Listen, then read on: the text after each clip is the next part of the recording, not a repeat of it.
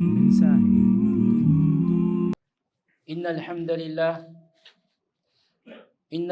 لله نحمده ونستعينه ونستغفره ونتوب إليه ونعوذ بالله من شرور أنفسنا ومن سيئات أعمالنا من يهده الله فلا مضل له ومن يضلل فلا هادي له أشهد أن لا إله إلا الله وحده لا شريك له شهادة نرجو بها النجاة من النار والفوز بالجنة وأشهد أن محمدا عبده ورسوله بلغ الرسالة وأدى الأمانة ونصح الأمة وجاهد في الله حق جهاده حتى أتاه اليقين فصلوات الله وسلامه عليه وعلى آله وصحبه ومن استنى بسنته واهتدى بهديه إلى يوم الدين. Amma ba'd.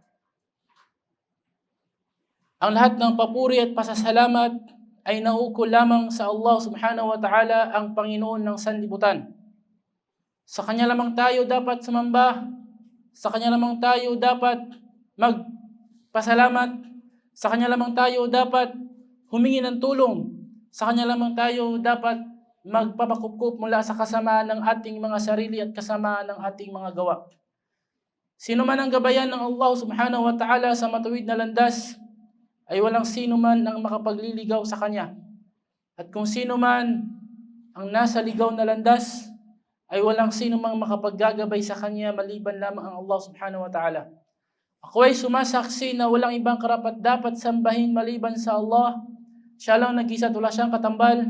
At ako ay sumasaksi na si Propeta Muhammad sallallahu alaihi wasallam ay ang kanyang mensahero at sugo.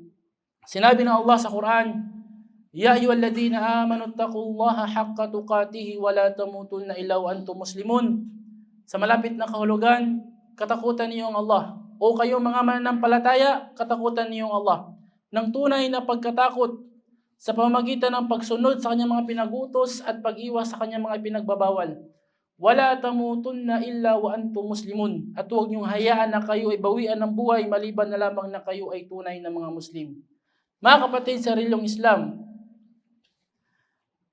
ang bawat isa sa atin ay alam ang kasaysayan tungkol ni Maryam alayhis salam, ni Maria, at ng kanyang anak na si Isa o si Jesus alayhis salam. Subalit, meron bang nakakaalam sa atin sa kasaysayan ng kanilang pamilya? Saang pamilya sila galing? Anong klaseng pamilya meron sila? Kung ating mapapansin na si Maryam alayhis salam, itinaas siya ng Allah ng sobrang pagtaas na siya ay pinili ng Allah na pinakamainam na babae sa buong sangkatauhan. Sinabi ng Allah sa Quran,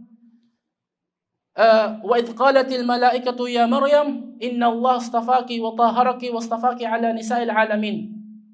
Sinabi ng mga anghel kay Maryam alayhis salam, O Maria, tunay na ikaw ay pinili ng Allah, nilinis ng Allah, at pinili ng Allah sa lipon ng kababaihan sa buong sangkatauhan. Kumbaga siya yung pinakamainam na babae sa buong mundo.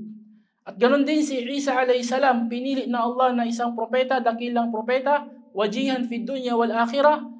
Siya ay may mataas na karangalan, si Jesus, dito sa mundo at sa kabilang buhay. Ngayon, bakit nila natamo yung ganong karangalan, mga kapatid? Saan galing pamilya sila? Anong pamilya sila galing? O anong pamilya meron sila? Ang pamilya na pinagmulan ni Maria alayhis salam, ni Maryam at ni Jesus, ay isang marangal na pamilya. Isang pamilya na mananampalataya na mismo ang Allah subhanahu wa ta'ala ay naglagay ng isang buong sura sa Quran sa pangalan ng kanilang pamilya. Walang iba kundi ang tinawag na Alu Imran, ang pamilya ni Imran. Bakit ganun sila? Kumbaga, bakit ganun kataas ang kanilang karangalan? Ang pamilya na ito, mga kapatid, ay binuo sa isang misyon. Binuo sa isang misyon na kung saan ay malayo sa pamilya na binuo ng mga tao. Kung tatanungin natin ang bawat isa sa atin, bakit tayo nagbuo ng pamilya? Sa anong misyon? Ang iba magsasabi, Dahil gusto ko lang magkaasawa. Nagbuo ako ng pamilya, gusto ko magkaanak na merong tagapagmana ng aking apelyido. Nagbuo ako ng pamilya para hindi ako mapahiya sa mga kamag-anak ko at mga kaklase ko at mga kaibigan ko na wala akong pamilya. Kumbaga, kadalasan sa atin, bumuo tayo ng pamilya sa makamundong bagay. Pero itong pamilya na ito, mga kapatid, espesyal sila. Bumuo sila ng pamilya para sa pagsilbi sa Allah. Si Imran ay isang mabuting tao na kabilang sa angkan ni Israel. Siya ay nakatira sa Jerusalem, nakapag-asawa siya ng isang mabuting babae ng pangalan ni Hannah. Sila ay hindi pinalad ng Allah na magkaroon ng anak hanggang sa sila ay tumanda. Sila ay nakatira sa isang lugar na ang namumuno ay ang mga Romano. Mga Romano na sumasamba sa mga rebulto. Kinakamkam nila ang kayamanan ng mga tao sa kanilang lugar, doon sa Palestine, sa Jerusalem. Pinipigilan nila ang mga tao na mag-Muslim. Pinaparusahan nila ang mga tao na nag-Muslim. Itong pamilya na ito, si Imran at saka si Hannah, itong mag-asawa, sila ay nagdua sa Allah na, Ya Allah, bigyan mo kami ng anak, na itong anak na ito ay magsisilbi sa masjid at siya yung mag-aayos sa anumang anomalya ang nangyayari sa paligid ngayon. Kaya nga si Hannah ay nagdua sa Allah at dininig ng Allah ang kanyang panalangin. Nung siya ay nabuntis, siya ay nagbigay ng panata sa Allah na, Ya Allah, itong anak na nasa tiyan ko ngayon, ito ay iaalay ko sa iyo. Siya ay magsisilbi sa masjid. Subalit nung siya ay nanganak, nagulat si Hannah na ang kanyang anak ay isang babae. At ito ay nabanggit na Allah sa Quran, na sinabi na Allah sa Quran, إذ قالت امرأة عمران ربي إني نذرت لك ما في بطني محررا فتقبل مني إنك أنت السميع العليم. Sinabi ng asawa ni Imran, o aking Panginoon, ako ay nagbigay sa iyo ng panata na ang aking anak sa aking sinapupunan, kung siya ay lalabas, ay iaalay ko sa iyo para magsilbi sa mga tao. Kaya tanggapin mo ang aking pag-aalay, tunay na ikaw ay labis na nakarinig, ang labis na nakakaalam. Falamma wada'atha qalat rabbi inni wada'tuha unsa. Nung siya ay nanganak, sabi niya, Ya Allah, aking Panginoon, ipinanganak ko siya na isang babae. Paano ko magagawa yung panata ko sa iyo na magsisilbi siya sa Masjidul Aqsa at siya yung mag-ayos ng anomalya sa paligid na siya ay isang babae? Wallahu a'lamu bima wada'at wa laysa dhakaru kal unsa. At ang Allah ang labis na nakakaalam kung ano ang kanyang ipinanganak, babae ba o lalaki. Wa laysa dhakaru kal unsa, at hindi magkatulad ang lalaki sa babae. Wa inni sammaytuha Maryam. At Ya Allah, aking Panginoon, ako ay nagbigay sa kanya ng pangalan na siya ay si Maria, si Maryam. Wa inni u'izuha bika wa zurriyataha minash shaitanir rajim. At ako ay nagpapakupkop sa iyo para sa kanya at sa kanyang mga supling laban sa isinumpang si Satanas. Fataqabbalaha rabbuha biqabulin hasan. Tinanggap ng Allah, mga kapatid, ang panata ni Hannah. Subalit paano mangyari na makapagsilbi siya? Makapagsilbi ang kanyang anak sa kanyang panata na ito ay isang babae.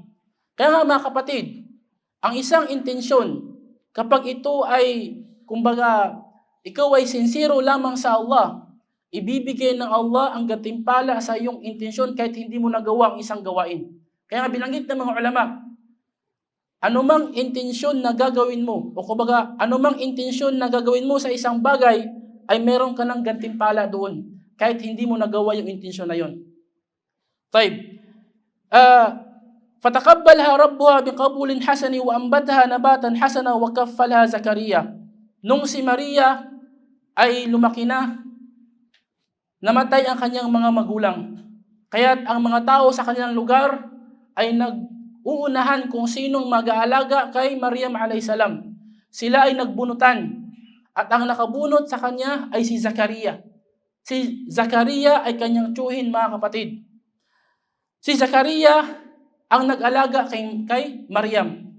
Nilagay niya si Maryam sa isang silid dalanginan doon sa Masjidul Aqsa at doon nakatira si Maryam.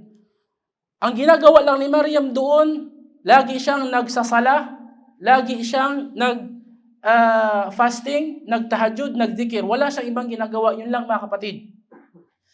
Kullama dakhala alayha Zakaria al-mihraba wajada indaha rizqa. Sa tuwing papasok si Zakaria para bisitahin si Maryam alayhisalam, matatagpuan ni Zakaria na may mga prutas, may mga pagkain doon kay Maria. Qala ya Maryam, anna laki hadha? Magtatanong si Zakaria, "O Maryam, saan galing itong mga pagkain na ito?" Nagugulat si Zakaria, bakit? Kasi yung mga prutas na nasa harapan ni Maria, prutas ng tag-init samantalang taglamig ngayon. At kapag papasok siya sa panahon ng taglamig, merong darating o sa tag-init, merong darating na prutas ng taglamig.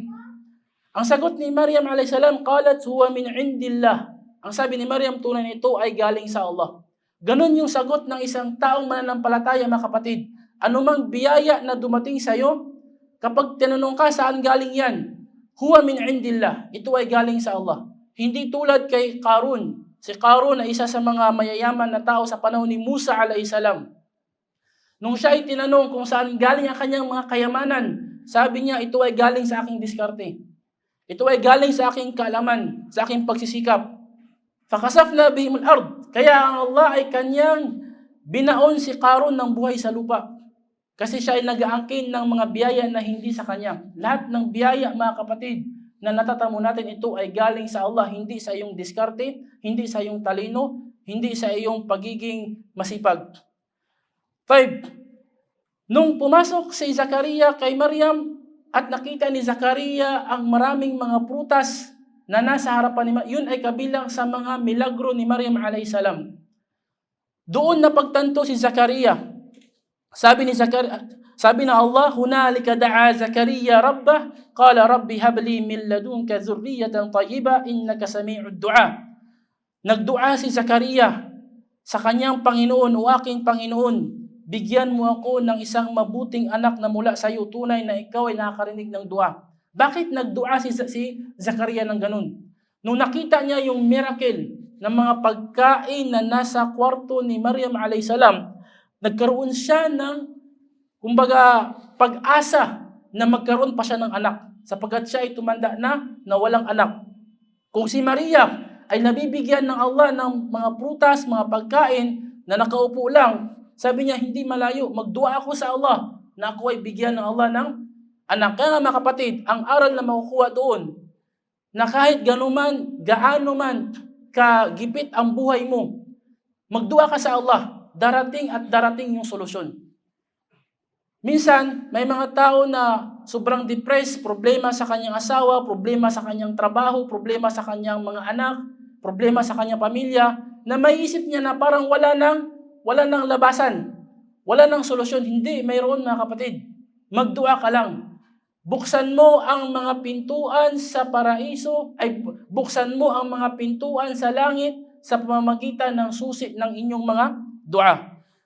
Kaya nga, mga kapatid, ang kwento ni Maryam alayhis salam ay punong-puno ng mga miracle. Bakit? Dahil doon sa intensyon ng kanyang pamilya, kanyang tatay at kanyang nanay. Binuo ang kanilang pamilya sa pagserbisyo sa Allah, kaya't bumuhos ang blessing sa kanila. Ganun dapat tayo, mga kapatid. Buuin natin ang ating pamilya sa pagsilbi sa Allah, sa pagsilbi sa reliyong Islam. Bababa yung blessing, yung barakat sa ating pamilya. Kaya nga, hindi ka magtataka sa mga pamilya na para bagang nagkalitsilitsin na ang kanilang buhay. Bakit? Dahil sa umpisa pa lamang, binuo ang kanilang pamilya sa dunya. Nag-asawa sila ng isang babaeng mayaman para makatulong sa kanila. Nag-asawa sila ng isang lalaki na mayaman na may posisyon para makatulong sa kanila sa kanilang dunya. Hindi sila nag-asawa para sa din, para sa reliyong Islam. Kaya nga ang resulta, kalaunan, problema kaliwat kanan. Kaya, mga kapatid, kung gusto natin ng isang mapayapang pamilya na may mga baraka na blessing na darating sa atin, buuin natin ito sa pagsilbi sa Allah. Pag gusto mong sumiping sa iyong asawa, mag-intensyon ka na, Ya Allah, bigyan mo kami ng anak na isang taong matinong Muslim na magsisilbi sa iyo, magsisilbi sa reliyong Islam. Aqulu qawli hadha wastaghfirullaha li wa lakum wa lisa'iril muslimin min kulli dhanbin fastaghfiruhu innahu huwal ghafurur rahim.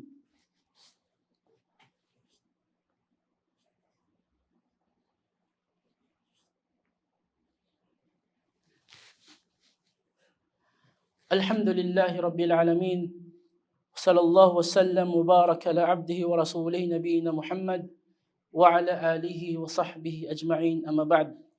يقول الله تعالى يا أيها الذين آمنوا اتقوا الله ولتنظر نفس ما قدمت لغد واتقوا الله إن الله خبير بما تعملون. Sinabi ng Allah sa Quran, o kayong mga mananampalataya, katakutan ninyo ang Allah at tingnan ng bawat isa kung sapat na ba ang kanyang mga naipon na mga kabutihan para iharap sa araw ng paghuhukom.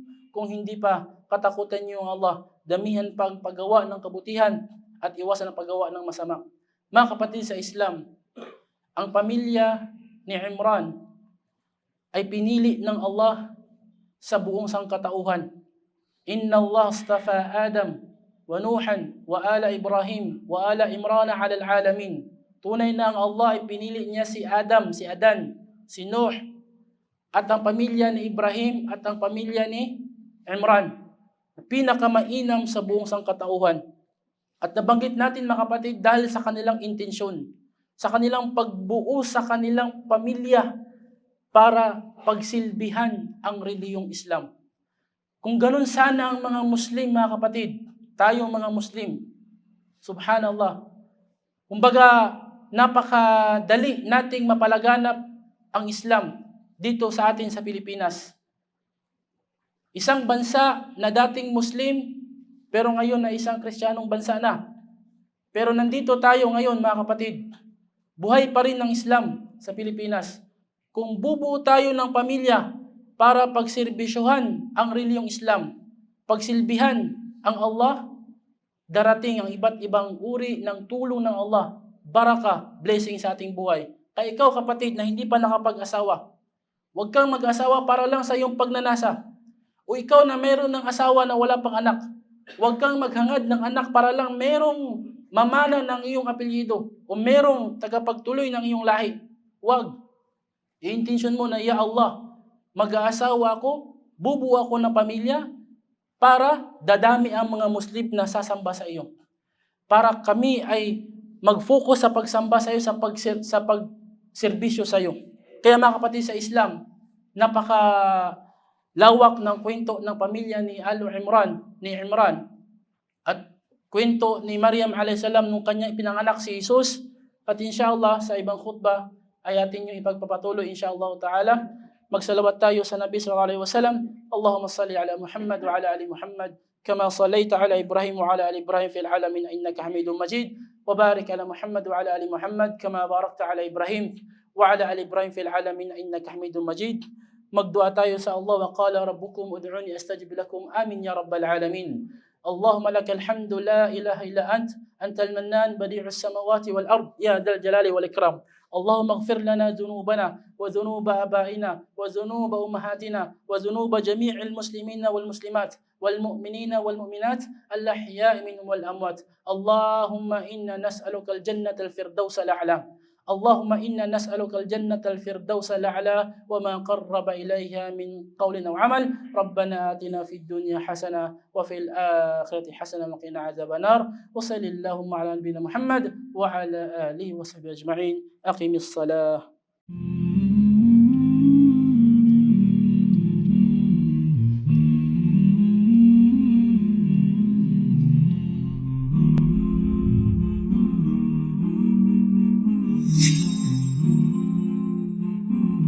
mensahe